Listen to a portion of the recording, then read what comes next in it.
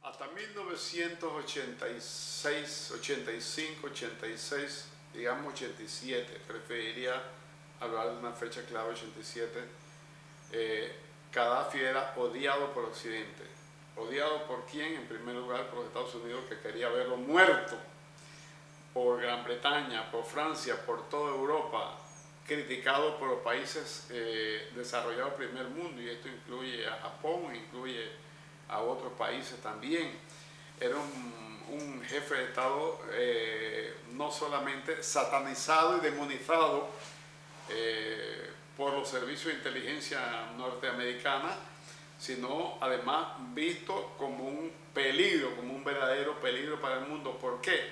Porque el hombre realmente tenía en aquella época una política que llegaba hasta la realización de lo que los países imperiales llaman terrorismo, ¿ya? Lo acusaron de terrorismo, de ser el principal pensador, productor y exportador de terrorismo. Más aún, los presidentes norteamericanos y el Pentágono amenazaban a cada rato con invadir a Libia. Eso no es nuevo. Y decían que Libia tenía dos productos de exportación: el gas y el petróleo, y el terrorismo.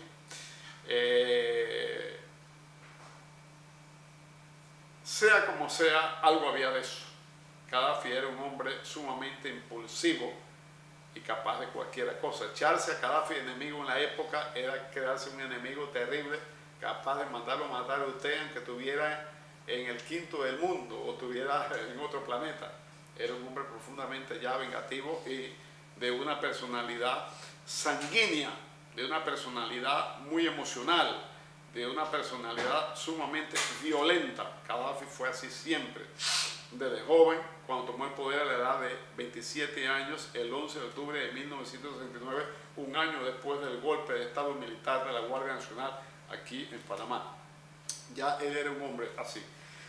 El error de Gaddafi estuvo en que comenzó a financiar una serie de grupos o de movimientos que buscaban tal vez la libertad, pero con métodos profundamente terroristas y sangrientos. Es cierto, es cierto. Por ejemplo, el IRA, el Ejército Republicano Irlandés de Irlanda, nadie puede negar que es un movimiento patriótico y que defiende una causa justa. Una parte de Irlanda viene siendo oprimida por los británicos de toda una vida y ocupada. Por lo tanto, según el derecho internacional, ellos tienen derecho a su libre determinación, cosa que Gran Bretaña siempre ha reprimido. Pero, bueno, el método de lucha escogido por los guerrilleros o patriotas del ejército republicano irlandés en la clandestinidad fue la bomba. Y usted sabe que cuando usted hace detonar una bomba, usted no solamente liquida a los miembros del aparato represivo enemigo, usted también liquida inocentes, liquida a niños, ancianos, mujeres, etc. Y eso no está bien. Eso no está bien. El terrorismo internacional es una cosa que no se puede, nadie lo puede amparar ni admitir. El terrorismo internacional practicado por Al-Qaeda, por Osama Bin Laden y por todas las organizaciones o suborganizaciones Al-Qaeda que hay en el mundo, es algo inadmisible. ¿Por qué? Porque causa más daño físico, material, afectivo y emocional que bien. Entonces, Gaddafi comienza a financiar y hacer actividades que chocan contra la moral social y la moral humana, ¿ya? No con la moral de los imperios, sino con la conciencia de humanidad, ¿ya? Eso existe, y en el nombre del antiimperialismo tampoco podemos decir que el terrorismo es bueno y que ahora porque no nos gusta tal cosa hay que poner una bomba y no importa que se mueran 500 personas inocentes con tal que se mueran 2, que el objetivo sean 2 y se mueren 500. Ese tipo de cosas que las practica el terrorismo internacional de Al-Qaeda no son tolerables ni permisibles, son ética y moralmente reprobables, y nada tiene que ver con el carácter revolucionario de un partido, de un movimiento, de un grupo de hombres, de un hombre. Al contrario, la cualidad más grande de un reformador social, que es un revolucionario, que es un reformador social, ¿ya? Que busca el no hacerlo con la violencia, sino hacerlo con los medios pacíficos, consiste precisamente en proteger pueblo, proteger el defenso y no utilizar bombas. Resulta ser que Muammar el-Gaddafi bueno, él utilizó esos métodos, bombas aquí, bombas allá, bombas acá, protegió al terrorista Carlos, famoso terrorista llamado el Chacal. Carlos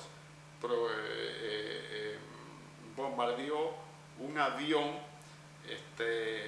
dos aviones, uno de Pan American Airways, que ya no existe más esa compañía, fue reemplazada por Delta o por Continental, o por American Airways, por American Lines heredó.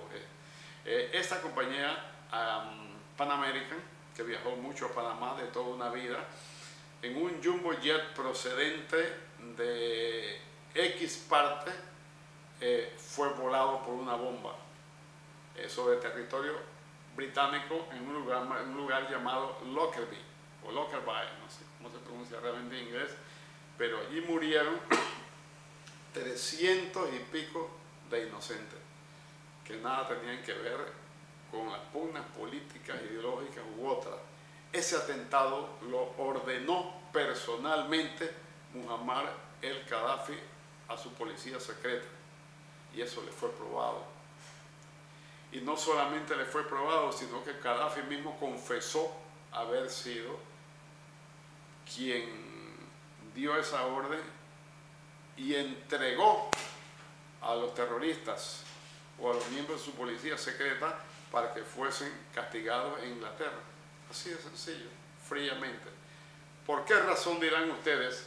Bueno, pero si los Estados Unidos y las grandes potencias sabían que este hombre era terrorista, ¿por qué razón no tomaron ninguna represalia con él? Pues bien, resulta ser que para las grandes economías industriales y sobre todo para los imperios, es más importante los intereses económicos a veces que las propias vidas humanas, ¿ya? En la época tampoco había un tribunal penal internacional para penalizar crímenes atroces contra la humanidad, de tal manera que lo principal es que Libia era una inmensa reserva de petróleo y que Libia había prometido primero cesar las actividades terroristas y la exportación, ¿ya?, del terrorismo. En segundo lugar, Libia prometió definitivamente liquidar su programa nuclear, porque tenía un programa nuclear. Te puedes imaginar, es una bomba atómica en manos de un hombre como Muammar el-Gaddafi. Difícil pensar que es una buena idea que un hombre así llegue a controlar un arma atómica y de repente se la tira a su propio pueblo o se la tira a un país vecino porque se peleó con el jefe de Estado de allá, y no es así. Eso jamás puede ser así. Él liquidó el programa nuclear, eso era sumamente importante para los miembros del Consejo de Seguridad de Naciones Unidas. Cesó toda ayuda a movimientos revolucionarios, progresistas en el mundo. Llegó a tal extremo que después de un bombardeo que le hicieron al Palacio de Trípoli, la aviación norteamericana, desde la sexta flota en el Mediterráneo, pues o se acobardó o sencillamente se cansó de predicar en el viento, como predicaba Bolívar. Bolívar dijo, he arado en el viento y he cosechado en el mar. A lo mejor Gaddafi pues dijo, bueno, yo realmente he fracasado en todo, así que yo me aparto de todo eso, y dice el dicho que si no puedes con tu enemigo, únete a él. Yo no creo en eso. Pero bueno, ese es el dicho que hay, a lo mejor Gaddafi lo aplicó, etc. De la noche a la mañana vemos a un Gaddafi que ya no era remotamente revolucionario, sino que comenzó a hablar bellezas del Imperio Británico, del Imperio Norteamericano, del Imperio Francés. Comenzó a acercarse con toda Europa, a establecer relaciones especiales, y un buen día Gaddafi tuvo la tremenda idea de invertir parte de la fortuna, parte de la propiedad económica del pueblo de Libia, ¿no?, de las conquistas que se han hecho durante tantos años con sudor del pueblo libio, invertirlas en Roma, en Londres, en Estados Unidos, en España, en Francia, en Italia.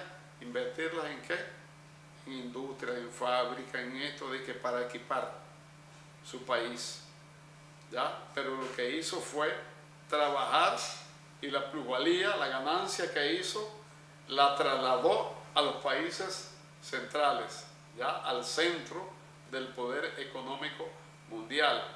Pero sabemos hoy día que usted puede invertir la cantidad de dinero que sea en el mundo, pero si no hay una transferencia real de tecnología, por ejemplo, de Brasil a Panamá, si Panamá fuese un país muy adinerado e invierte en Brasil enormes cantidad de dinero que el pueblo panameño necesita a gritos, a nombre de que el país va a importar más barato, de que el país va a tener resueltas sus necesidades y su seguridad alimentaria. Mentira, no es así. Se necesita la transferencia de tecnología. Si Brasil, por ejemplo, el país que fuere, o España u otro, no transfiere la tecnología a Panamá, de nada vale eso. Es decir, transferir tecnología significa enseñar a hacer, enseñar a fabricar, a producir, etcétera, etcétera. No le deja al hombre el pescado, enséñalo a pescar. En pocas palabras, significa transferencia de tecnología. No la hubo. Después de esto surgió una clase tecnocrática, una burocracia en Libia horrorosa. La revolución tomó bajo perfil. Ya no se hablaba más de el pueblo trabajador, no se hablaba más de la economía de bienestar social, no se hablaba más de el derecho al pueblo a tener luz gratis, agua gratis y servicio público gratis, cosa que Libia podía hacerlo con la enorme cantidad de dinero que le entraba producto de la venta del petróleo mensualmente. ¿Ya? No solamente podía hacerlo, sino que yo fui testigo. Yo estuve 2 veces en Libia invitado en algunos forums, ¿ya?, por Latinoamérica, y pude conocer el país de canto a rabo. Y debo decirle, jamás tuve ningún vínculo con Gaddafi, ni con su revolución, ni con nada. Más bien fue un aspecto académico, ¿ya?, como estudioso del Medio Oriente y del mundo árabe, para saber cuáles eran las similitudes que había entre un Gaddafi, por ejemplo, y un Omar Torrijos en la época acá, o cuál era la similitud que había entre el peronismo argentino y las ideas naserianas y las ideas gaddafianas de Gaddafi, etc. Pero sí pude percibir, amables telespectadores, pude percibir que en Libia había un estado de riqueza anormal. Cuando yo llegué allá, pregunté dónde estaban los taxis y los buses, y me dijeron que no había taxis, que sí había, pero que muy pocos.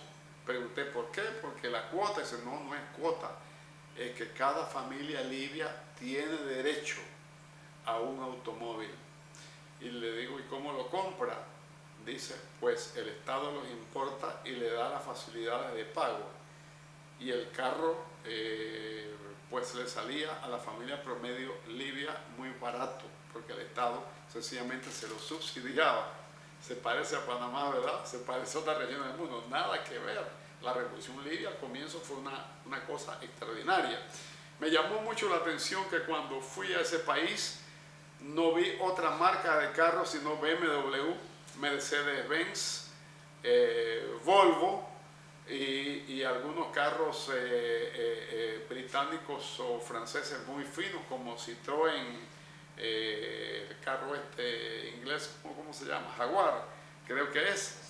Y el traductor árabe que me acompañaba y hablaba conmigo en francés o en lengua española, me decía, yo le preguntaba, ¿y dónde están los demás carros? No veo carro Toyota, no veo carro, ¿verdad? Me dice Toyota, dice, pero si aquí no necesitamos eso. Digo, ¿por qué? Dice, porque nosotros somos dueños. El Estado libio es el dueño del 15% nada más y nada menos que de la BMW en Alemania. ¿Qué le parece?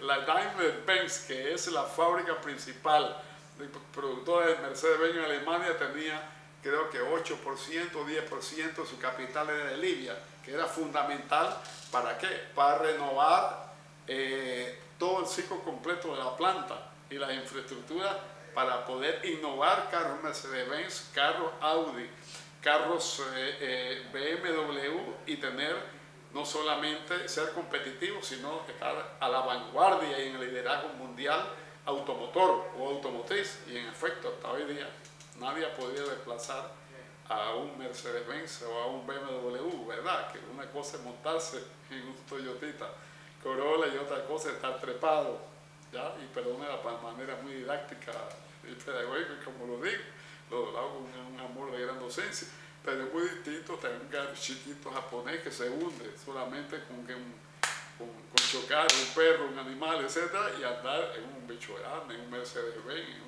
etc. Todo esto le digo a ustedes, hasta qué punto Gaddafi fue un hombre bienhechor, fue un hombre correcto, fue un revolucionario de verdad, un gran reformador, un hombre que de corazón quiso lo mejor para su pueblo. Visité una familia y vi que el apartamento no era de lujo, pero sí era un apartamento sencillo, pero muy bien equipado, totalmente equipado con la última tecnología de los materiales, ¿cómo se llama?, de la industria ligera, la estufa, la refrigeradora, los aire acondicionados que se necesitan allá, porque es un país desértico y muy caliente, etcétera, etcétera. Y cuando pregunté a la familia por todo eso, me dice, mire, aquí el que construye esta casa es el Estado. Y el Estado nos las vende en tanto. Pregunté, ¿y cuál es el precio de esa casa? Me dijeron, pues no sé, $10.000. Yo $10.000. Lo comparé con Panamá, digo, no puede ser. ¿Ya? Y me dice, en Panamá también hay apartamentos altos. Digo, no, en Panamá nadie puede tener un apartamento bueno con $10.000, ni un carro bueno tampoco con $6.000, ni $7.000, ni $8.000, etc. Me llamó la atención que no usaban botellas de agua, por ejemplo, para beber, cosa que ya los panameños comenzamos a usarla. Y pregunté que por qué no había botella de agua mineral italiana, europea, si estaban muy cerca las industrias en Europa, en el Mediterráneo. Solamente cruzar el charco mediterráneo es un viaje en jet de aquí a Chiriquí, en cualquier avioneta, 45 minutos, eso es todo lo que demora, etc. Y a mi gran sorpresa me entero de que las plantas de agua desalinizadora de la mar convertían el agua salada en agua dulce. Desde luego que esa agua no era tan sabrosa como el agua de Panamá, que viene de un río. Era un agua un poco desabrida, insípida, pero para ellos eso era algo maravilloso, porque lo hacían por sus propios medios para no depender tampoco de nadie. Me llamó mucho la atención ver un enorme bosque verde en Libia. Digo, yo pensé, le dije al traductor que Libia era todo desierto, pero veo que hay un enorme esfuerzo de reforestación. Me dice, sí, nuestro cálculo son de tantos millones de kilómetros cuadrados de bosques, ¿ya? ¿Para qué? Para que el pueblo libio pueda tener maderas finas, preciosas, etc. Y por cada árbol que se tumba, había la obligación de sembrar 10. Y el que tumbaba un árbol clandestinamente, ay de él, porque iba a la cárcel, eran 10 años de cárcel que tenía el tumbar un árbol, o quién sabe qué le hacían. Eran muy severas las penas. Pero lo que quiero decir es que de la noche a la mañana el pueblo libio, que bajo el tiempo del feudalismo del rey Idris, un hombre colonizado y plegado a los intereses europeos y norteamericanos, pasó de la civilización del camello a la civilización del Mercedes-Benz, y pasó a realmente tener un nivel de vida, pero que nosotros los panameños podíamos envidiarlo. Yo por lo menos lo envidié, porque digo, señores, yo no vivo así, ¿ya? Y no sé cuándo podré vivir así en Panamá, como vivía un obrero, simple obrero Libia. Los sueldos fueron multiplicados enormemente. Los beneficios que ellos tenían, los ancianos, los niños, etcétera, eran increíbles. Realmente hubo una revolución social en Egipto, la hubo. Y ese es el Gaddafi famoso, respetado, querido, amado en todo el mundo. El Gaddafi que comenzó ya a desviarse, que distorsionó toda su visión, fue el Gaddafi que comenzó a tomarle gusto a la inversión en el extranjero, a jugarse con su burocracia, su tecnocracia, millones de dólares en los casinos de Europa, ¿ya? Y en otras partes del mundo. La gente que le gustaba más de repente el estilo de vida que había en Italia, en Roma o en Francia, que el propio estilo árabe. Las inversiones cuyas utilidades, inversiones en Europa o en Estados Unidos, una parte, no eran repatriadas a Libia, sino que eran reinvertidas allá, o que eran simplemente desviadas, iban a parar a los bolsillos de la corrupción. Entre 1987 y 1990 aparece un foco de gangrena, aparece un tumor canceroso en el cuerpo social libio, aparece una corrupción sin precedentes, aparece un abandono completo de las ideas de la gran Al-Jamahiria democrática y popular y socialista, creo que así se llamaba el país. Al-Jamahiria, que es el nombre oficial de la República Libia, significa Estado de las Masas, porque así era, pues Gaddafi dijo que en lo adelante no habría clases sociales privilegiadas, que había un Estado de masas, y que éstas, a partir de las aldeas, de los pueblitos y de las pequeñas ciudades, tirarían la línea política y él las aplicaría, no sin antes hacer una consulta popular o un referéndum nacional para no equivocarse y hacer la voluntad popular. Fueron años espléndidos, años muy, muy espléndidos, donde el pueblo libio era en un 99% definitivamente partidario de la revolución y amaba a su gran líder. A partir de los años 90 para acá se daña todo. De repente comenzamos a ver a un Muammar el-Gaddafi muy amalgamado con los jefes de estados de la Comunidad Económica Europea, que así se llamaba antes de ser Unión Europea. Comenzamos a ver a un Gaddafi estrechando relaciones con Washington y con Estados Unidos de América, y concediéndole a las empresas petroleras americanas todo cuanto querían. En otras palabras, ¿qué hizo? Desnacionalizó el país, desnacionalizó el petróleo y el gas, y después de haber sido propiedad económica popular del pueblo de Libia, ¿qué hizo? Se lo entregó a las multinacionales petroleras. ¿Quiénes?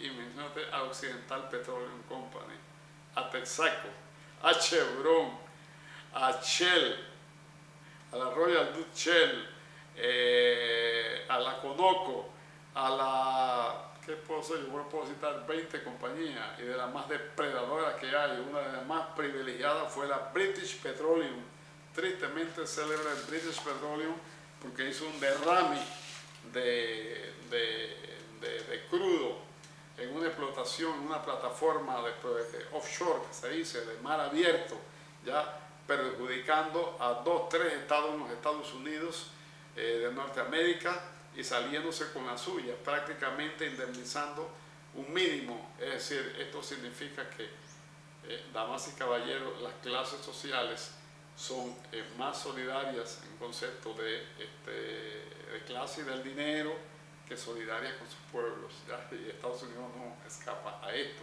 Pues la British Petroleum tenía allá posesiones muy, pero muy grandes, tanto así que poseía campos petroleros en varios lugares, y de los más importantes.